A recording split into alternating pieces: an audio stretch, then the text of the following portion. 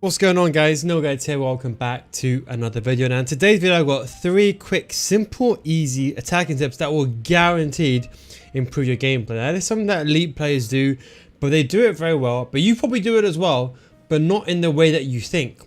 And that's the thing, you know, what makes an elite player is just doing the good things, the basic things properly.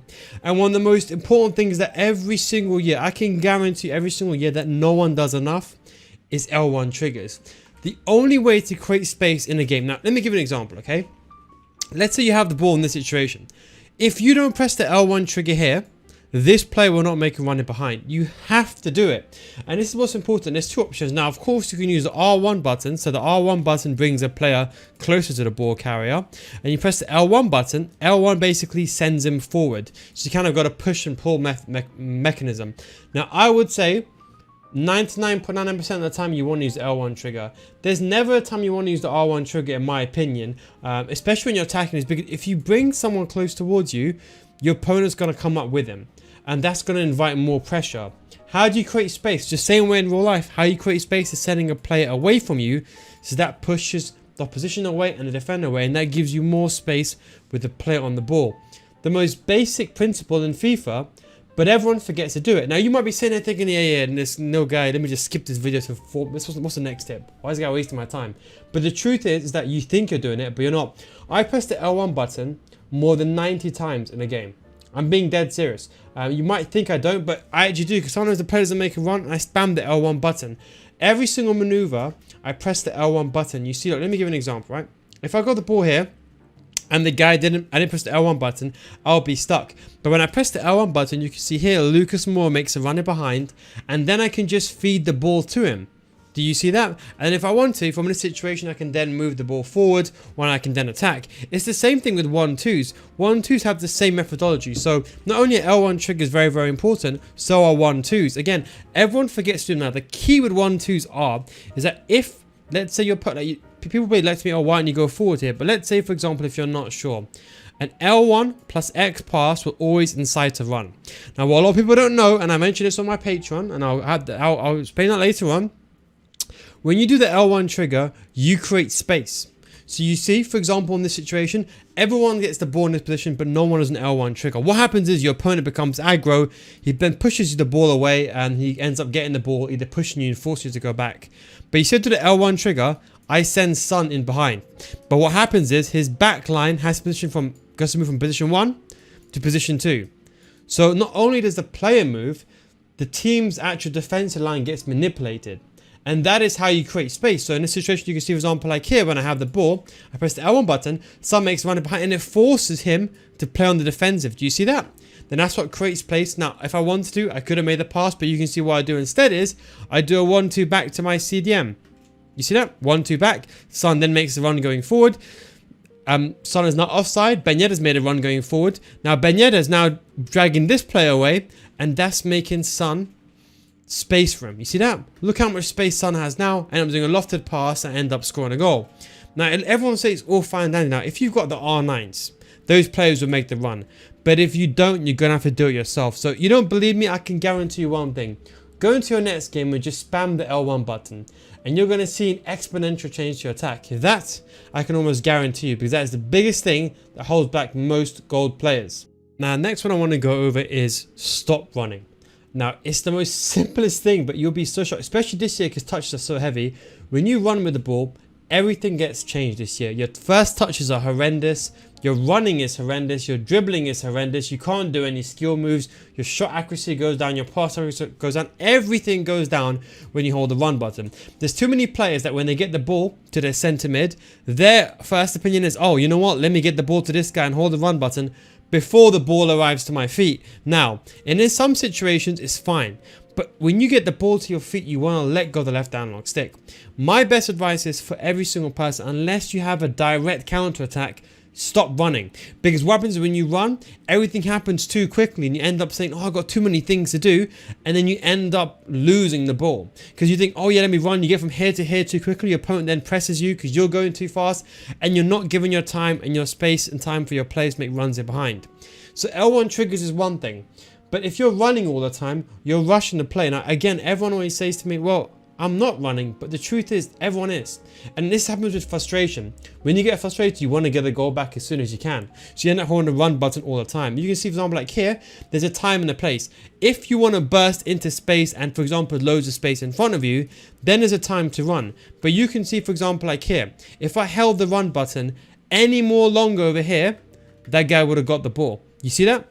Any more, the guy would have got the ball guaranteed. And you can see that's the mistake that happened here. What I should have done here is hold the left analog stick and just move down and made the pass. But you can see by me holding the run button, such an unnecessary risk. Now I realized this last minute I let go of the run button, but at that point the explosive sprint was already, I suppose you can say, engaged. So the key thing is don't press the run button, and that is why it makes a big change when you're going forward, especially in the final third. So when I get the ball back of here, look at the difference. I use a jog button, I do a 1-2. I'm jogging with Lorente, I got time. So I can do these small acute movements, left down long stick, I can make a pass. Okay, then I get the ball, do an L1 trigger, I'm jogging again, you see that? I make a pass to Baneda, slow, progressive. Then when I'm in the final third and I've got space in behind, then I make the run into the space.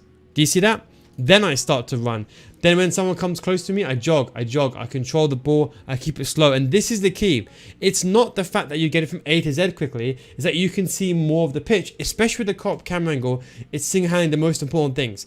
People always ask me, how do I play FIFA so well without using skill moves? The truth is, it's just the simple things. L1, triggers, left stick movement, not running with the ball. And you can see that, okay, yes, it didn't work out in that situation. Ended up getting the ball back very luckily here. And ended up scoring a goal, but, well, missing the goal, should I say. That should have been a goal in my opinion, but that's just FIFA for you. But you can see, for example, how this situation basically arose very, very simply. Yes, I got very unlucky that it was a bad touch, but you can see even when I got the ball back, I held the run button there to get the ball, but look here, 1-2, touch the ball, left hand stick, take a touch, create an angle, and then take a shot.